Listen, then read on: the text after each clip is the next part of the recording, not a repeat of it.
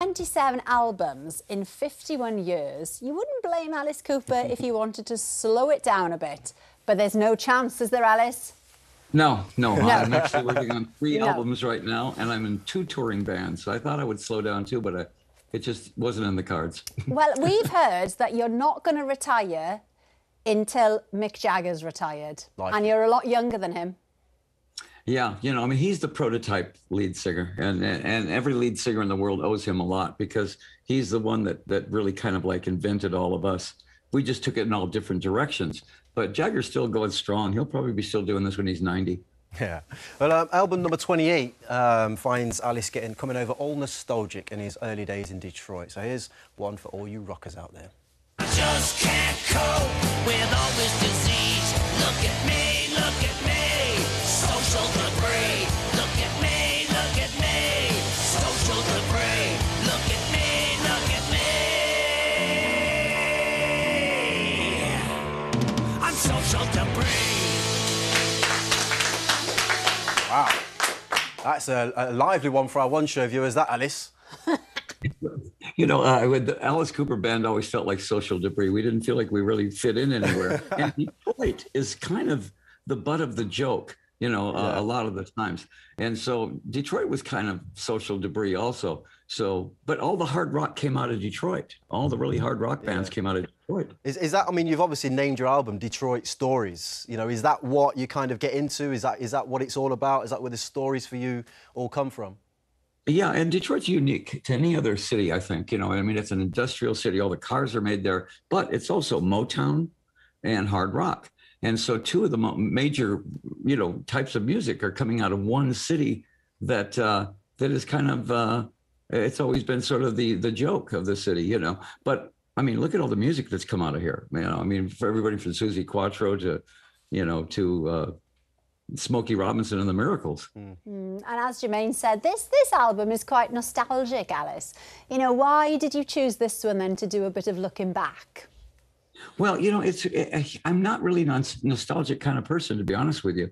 I'm always looking at the next album, but it just kind of fell into place that if you're going to do a hard rock album, do it in the home of hard rock. And then once we got there, we decided, let's write it here, let's record it here, and let's use all Detroit players.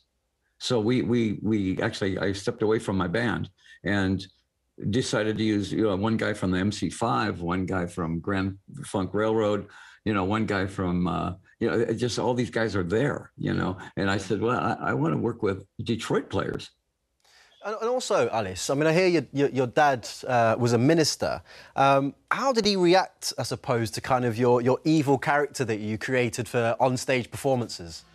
Well, the good thing was my dad knew my sense of humor, and my dad knew that anything that I did on stage definitely had a punchline to it, and there was nothing satanic ever in anything I ever did on stage.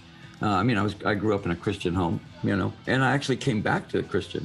But if you look at my dad, liked the Beatles, liked the Stones, liked the Who, all those bands. He was a musician himself, and he couldn't stand. He said, I can't promote the lifestyle that rock and roll is, but I certainly love the music. Yeah. And though, having had you on the show many times, Alice, and our viewers are delighted that you're on again, you are a complete softie and you underneath. That's the thing. You're one of the nicest guys we've ever interviewed, so lovely. We've got so many comments as well. John and Susie say, we've both been fans of Alice since the early days. We took our 2 boys, Jamie and Sam, to their very first gig to see you at Wembley Arena 20 years ago. Sam was 10 years old and fell asleep during School's Out. There you are. Asleep during School's Out.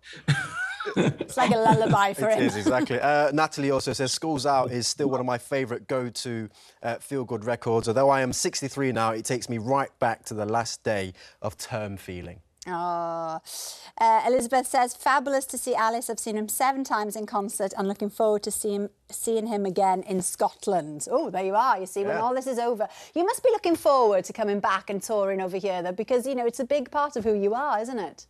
Oh, absolutely. I mean, the UK probably got Alice Cooper before America did. I mean, as far as what we were doing, I think they got the comedy behind it. and the horror, comedy, and rock and roll could all be in bed together and still work and be very entertaining. The most important thing is how good are the songs. You have to really put out those great songs that'll get on the air, and we were lucky enough to have a whole bunch of those. So. And Alice, another thing you must be missing, I know I'm missing it too. I love my golf. Graham from Newcastle said, I know you're missing your golf. What is your handicap right now? I'm 2 handicap, wow. But I play every day. I live in Arizona where it's 85 degrees here today, and I play 6 days a week. Well, he'd give you a run for your money, wouldn't he? Well, the pros are off like -0, so trust me, he's very good. Very, very good. Right. Does that make sense? -0? I don't know. I don't know anything about He's very, golf. very good anyway. Thank you, Alice, and thanks to all our guests tonight.